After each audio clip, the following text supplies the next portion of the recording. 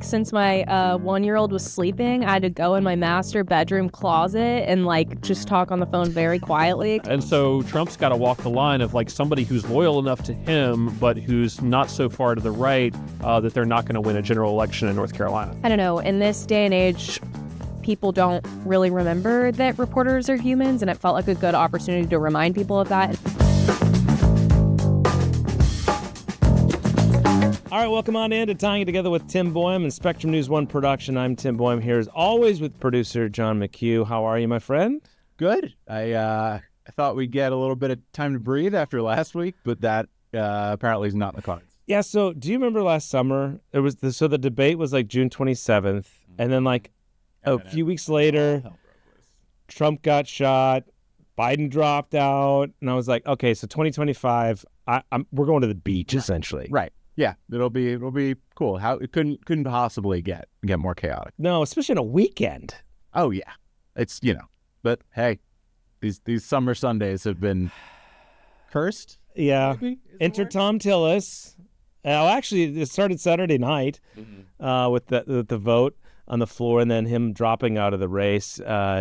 You were actually out of town. I had a pork butt on the smoker. It's just kind of fitting.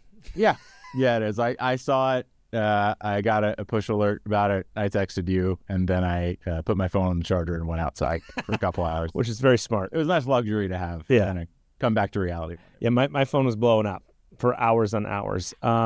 So we were going to talk largely about the legislature and the session ending, which we will do, which was also crazy this year, kind of, even though not a lot got done. Crazy in a weird way. Yeah. A lot could have gotten done. A lot didn't really get done. And what did and did not get done is an interesting window. Yeah. The dynamics down on Jones Street right now. Yeah, and a lot we don't know about relationships and how things are going. So we thought we'd bring in two friends of a program. It's always a fun conversation. Lucille Sherman with Axios Raleigh and Colin Campbell, Capitol Bureau Chief over at WUNC Radio. We're going to talk about Tillis. We're going to talk about the legislature. Lucille's going to share some poignant, I thought, really conversation about that. She shared in Axios about a miscarriage that she had during an abortion debate a few years ago. So it's just a really great conversation. So away we go.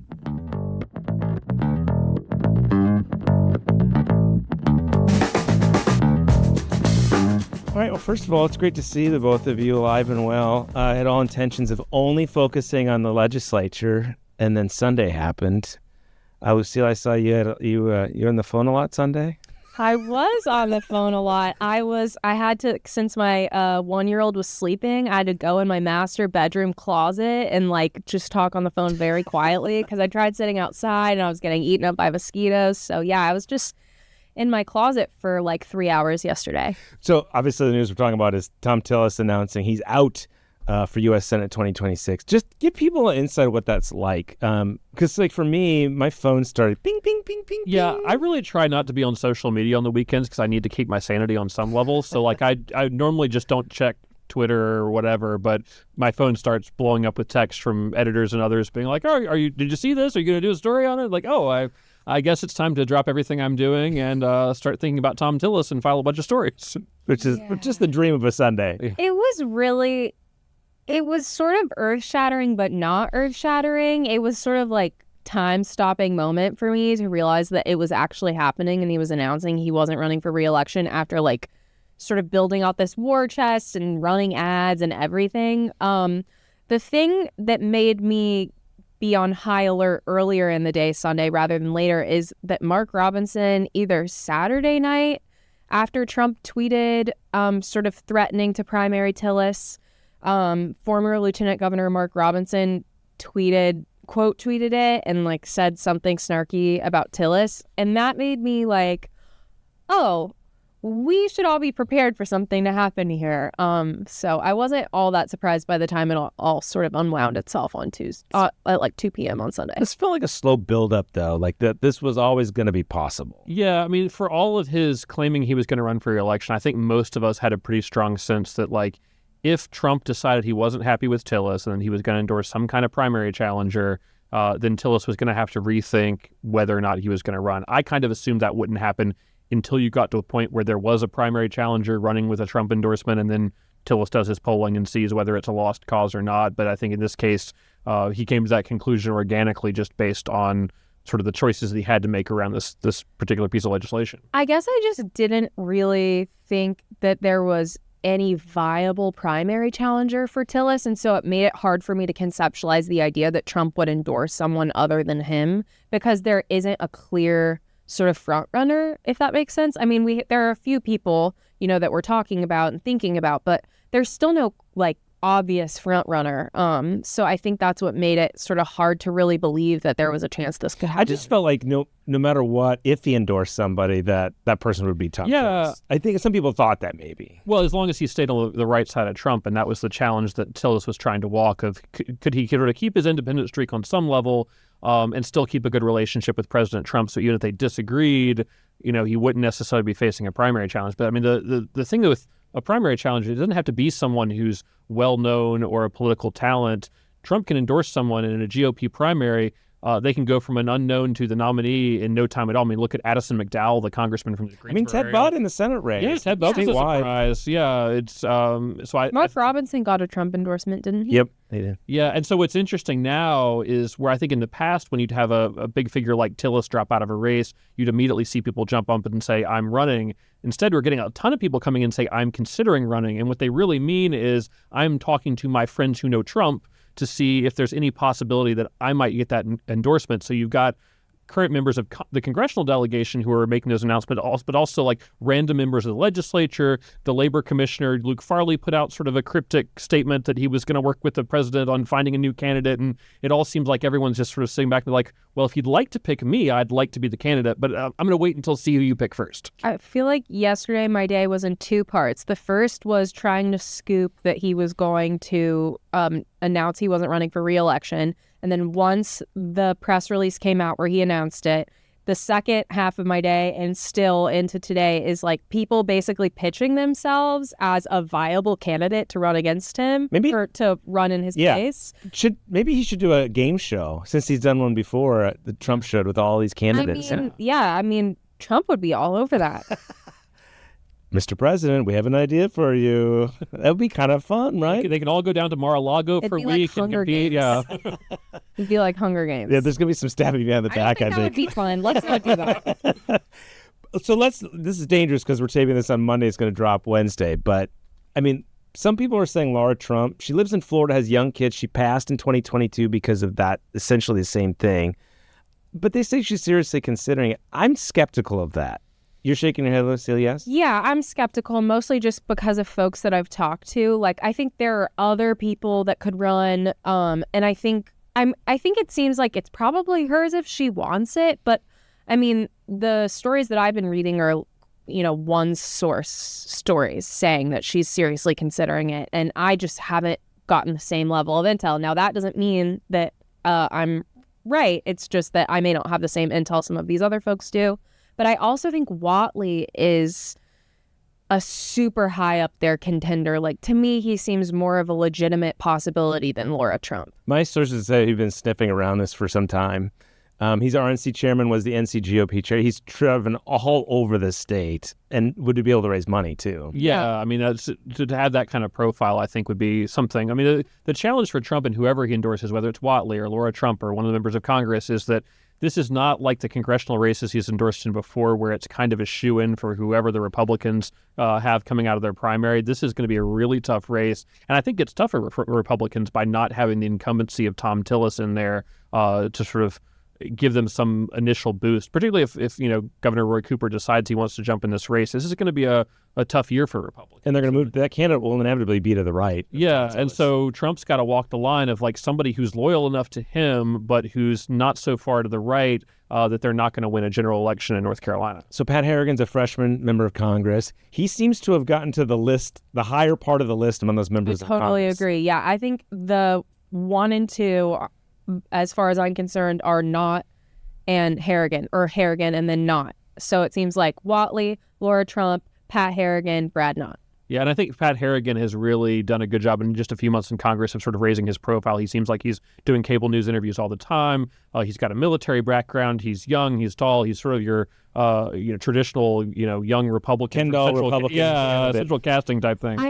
He's not from North Carolina, so I don't know how much that will be hard for him. But it's also like pretty much the entire class of freshman Republican congressmen are sort of in the mix on this too. And Addison McDowell's brother, who knows what role he might play, Chase McDowell. Yeah, some of these guys are in Congress because they got a Trump endorsement just last year, essentially. Yeah. So they're hoping that perhaps they can do that again and get another Trump endorsement and win. So Chase McDowell is like probably one of the closest people to the Trump administration in North Carolina. So I think he will absolutely be a major player in this. Yeah, whoever gets that hunting trip out with Don Jr. Yeah, keep an eye on who's traveling out to Hyde County to the hunting lodge or whatever. So if I'm Roy Cooper, and I'm still deciding at this point, it feels like if you're going to jump in and want to run now's the time, right? I mean, we don't know, but it would have been harder. You were saying it might have been harder against Thom Tillis. I mean, does this... Now it's an open seat. I mean, I think that to the extent that Cooper was waiting around, this will be a point in favor of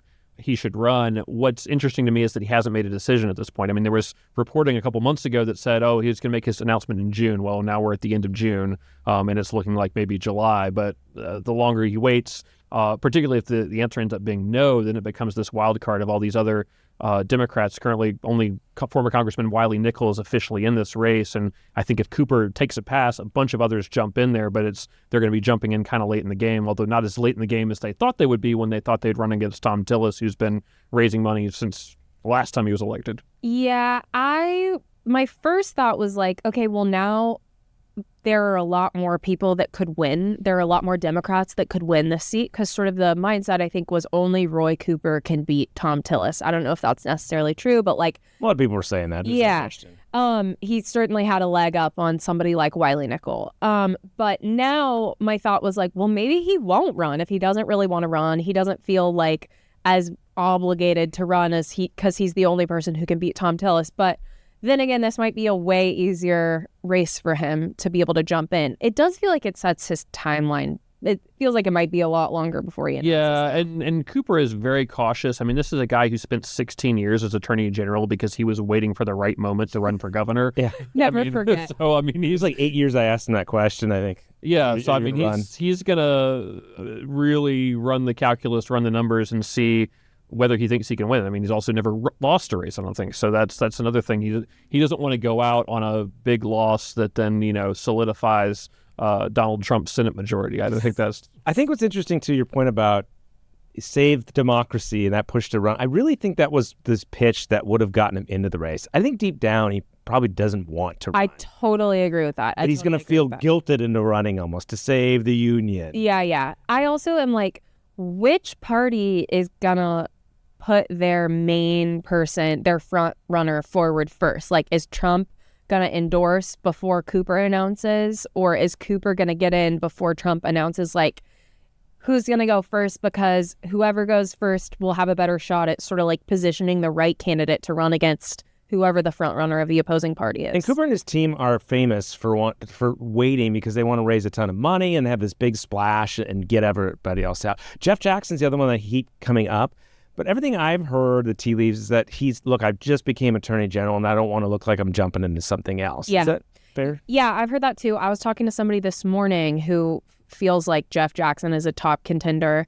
And I was like, wouldn't the political ads write themselves, though, that he's sort of like a ladder climber, that he's just sort of in it, he's swampy, the things that we've heard in political ads over the last few years. But I don't know if voters... if that will really resonate with voters. I guess it depends who he'd be running against. And maybe he would be brought into it by saying, we need you to save this country too. Yeah, I mean, a lot of those guys seem to be very, the ego pitch really does it for these people of like, only you can save democracy. All I know is that consultants are making a lot of phone calls to try to get some clients right now. We may have this may be like that, the first year that when Ted Bed ran and won in his House seat where he had 16 people in the primary, I think. Oh my God. Yeah. I don't see that happening. Like, I feel like Trump will endorse. I think that if that's the case, I think you're right. The primary may be over as soon as it's announced whoever's running as Trump. Yeah, and when is that going to happen? Yeah, I mean, I think the only way you get 16 people is if Trump doesn't endorse it, he stays out of it and decides that he wants to watch the reality show from afar of a contested Republican primary and let the voters decide. But it already feels like he's gotten out of in front of it by saying, I'm talking with potential candidates. Like, to me, that signaled, I'm assuming that he'll endorse before the primary, but yeah. And I think you're right about this. Whether Laura or Whatley, I think that happens in conjunction with an announcement, probably. Mm-hmm. And then if not, then this might drag out for a while. And he likes things to, play out. So we'll have to see. All right, back to what we were originally going to talk about on this podcast, the General Assembly. Not super productive, right? yeah, I mean, this is one of those years where really there's no big headline of something they accomplished. I mean, 2 years ago, we were talking about Medicaid expansion. We were talking about abortion.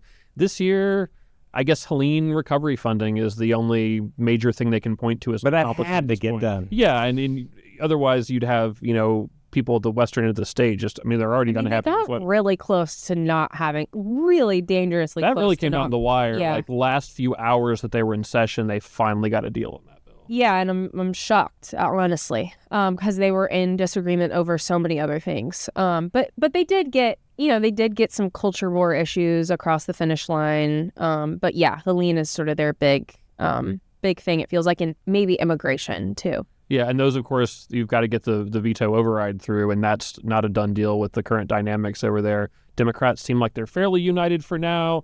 So this might be one of those situations where the most controversial bills from this past session are just going to loom for months and months, where they're waiting to see if enough Democrats are absent, they can take the vote and have a successful override. Or these may not get through either. So it's we're not nearly anywhere close to being done with all of this at this point, and they're going to be back a lot, even though they can't agree on exactly when they want to be back. So I want to circle back to that in a minute, but you mentioned the veto overrides. So we've all been waiting to see how the Stein Republican legislature relationship is going to go. Then we said, well, wait until something, happens. And it's happened, right? So we had these vetoes and overrides.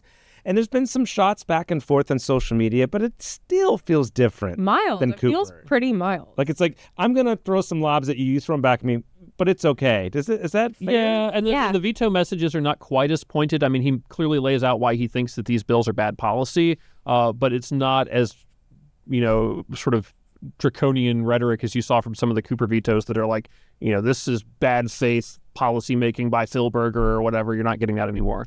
Another reporter, Rose Hoban at North Carolina Health News, made the point recently that, like, Stein got to watch sort of how Governor Roy Cooper interacted with the legislature, and it probably felt like a norm that they were at each other's throats. So Stein has sort of gotten to sit back and watch and maybe think about how he might handle it. Cooper was sort of a guinea pig, I feel like, in a lot of ways. He came right after McCrory.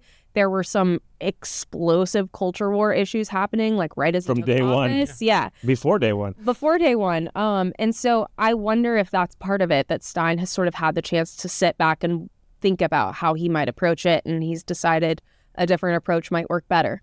So something that is icier, the relationship between the House and the Senate right now, maybe? Spicy, that's what I like to call Icy. it. Spicy and icy. It's like even with the vetoes, I think the most contentious relationship is between House and Senate leaders. So there's new leadership in the House, and we were all waiting to see what would happen. I think people thought they might be more aligned than Tim Moore was, even at least from a philosophical perspective. Agreed. What is going on?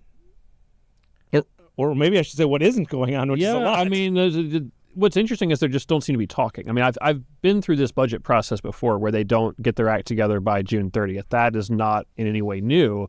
But in the past, it felt like there were, you go to the interview Berger and Tim Moore at the time, and they would say that they're meeting, they're talking, they're just slow to make progress. They'll get there eventually.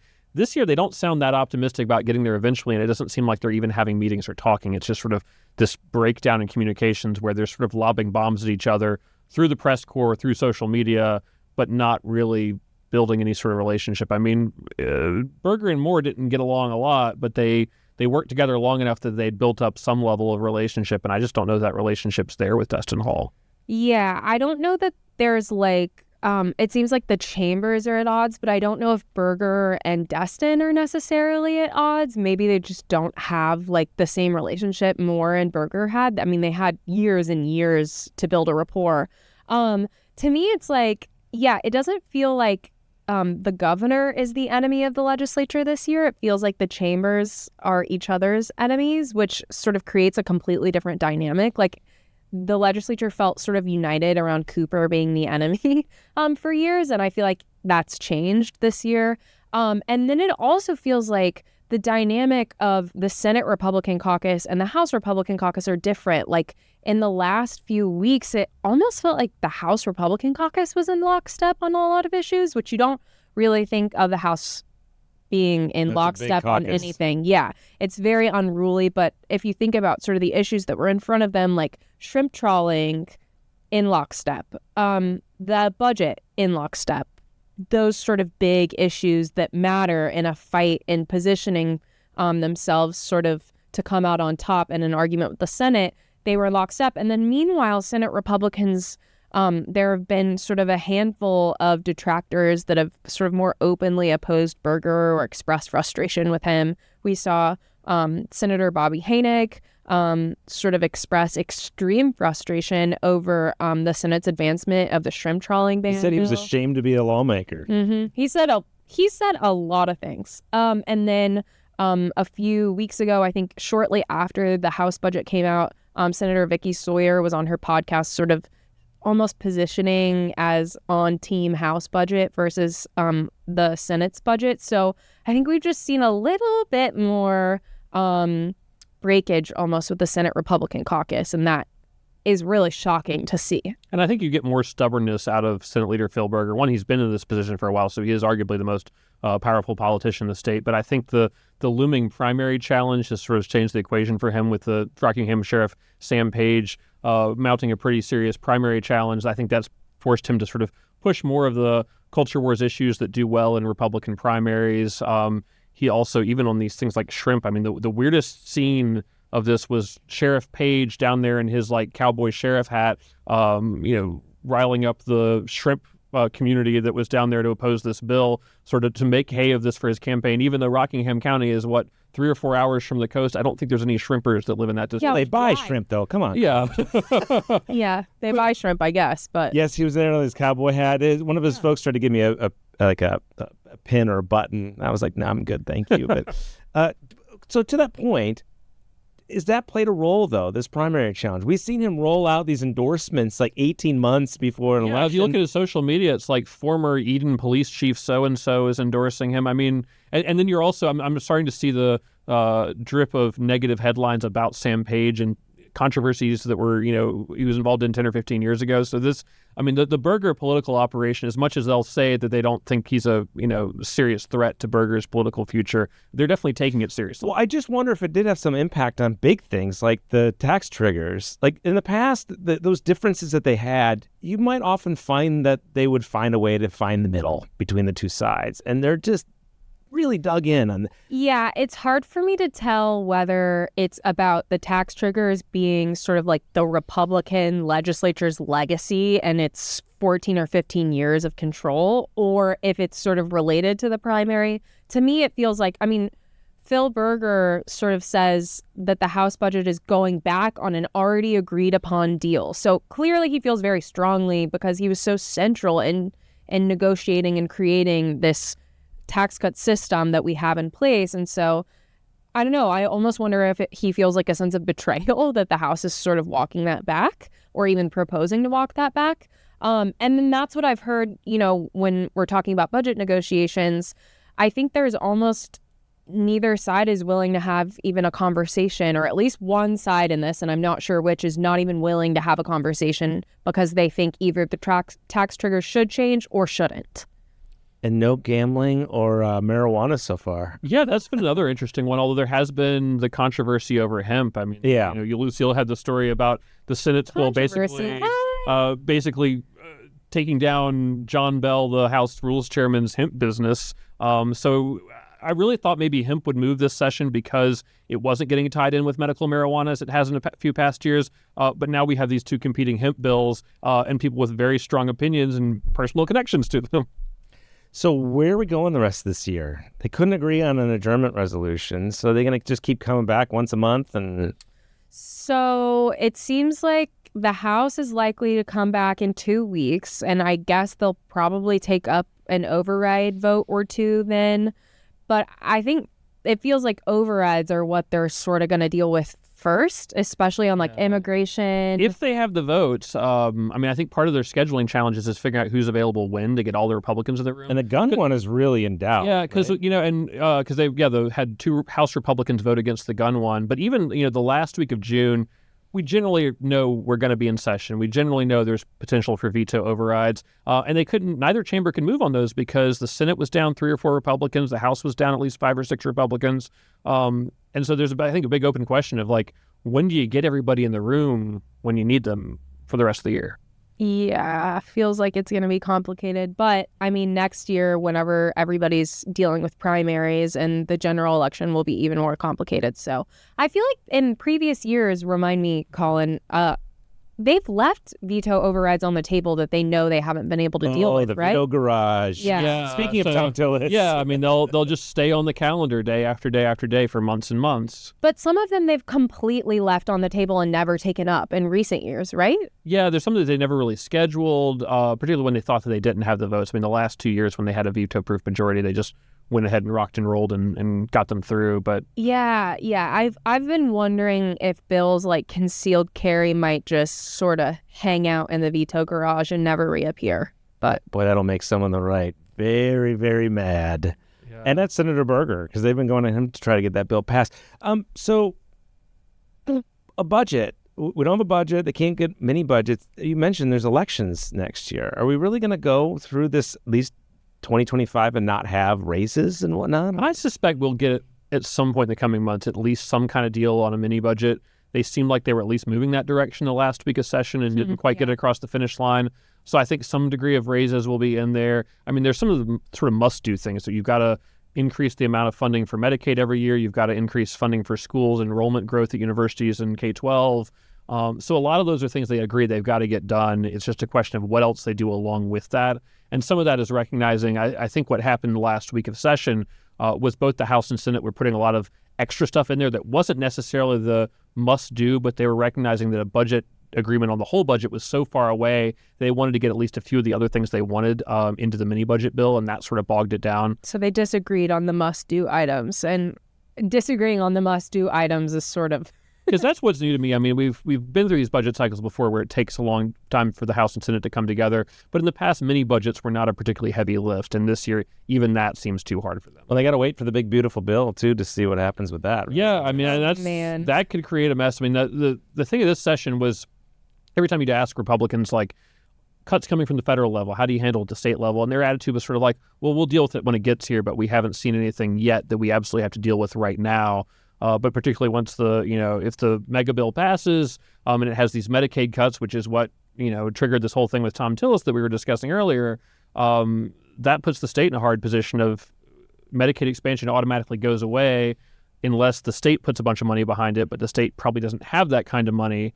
So what policy comes out of that? I mean, these are all things that could trigger lawmakers to be back in session for a few and days impact next year's elections. Well, and to me, the thing that was super interesting, I know a lot of interesting things happened this weekend, but Senate Leader Phil Berger putting out a statement in support of the big, beautiful bill and saying, we'll work through what we need to work through, sort of made me raise my eyebrows, because I'm like, does that mean you're willing to adjust sort of something in the state budget so that all of these people don't fall off of Medicaid? It has to, right? I mean, he was the single force behind the reversal of it actually happening. I mean, it happened, there was the sheriff way out in Western North Carolina. But I mean, he was the person they needed to change their mind. And after it wouldn't have happened without him. Yes. No way.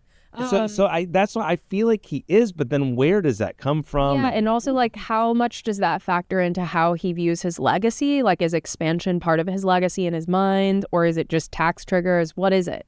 But I don't know if you on social media are seeing from conservatives, they're all saying, I told you so, and I don't know when there might be a push to not fund it. Yeah, and it was interesting. In Tillis' speech on the floor the other day, he basically said, when I was House Speaker, we passed a bill to say, we're not going to expand Medicaid, in part because I was worried this very thing would happen, that the federal government sort of for whatever reason goes back on its promise, and then you've given health care to a lot of people and then you take it away. In his mind, it would be better not to have given it to them in the first place than to give people something nice and then 2 years later say, just kidding, you don't get health care anymore. Yeah, but there was sort of a feeling in the legislature that everything would be fine. I think that's why Phil Berger came around, is that like, we don't foresee any issues with this going forward, except now there is. And Which is wild. I wonder if this totally changes the calculation with budget negotiations between the chambers, though, because now there's something else that they might really have to get done. Now, I don't know how strongly either the House Speaker or the Senate leader feel about doing something on Medicaid, but like I feel like that could force them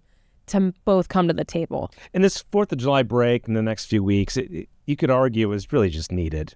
Oh, God. Yeah. Something. Yeah, definitely. Besides for y'all personally. I mean, last week was a heat wave in Raleigh, but it was also, I mean, the air conditioning broke down in the legislative building for a while. Tempers were running high.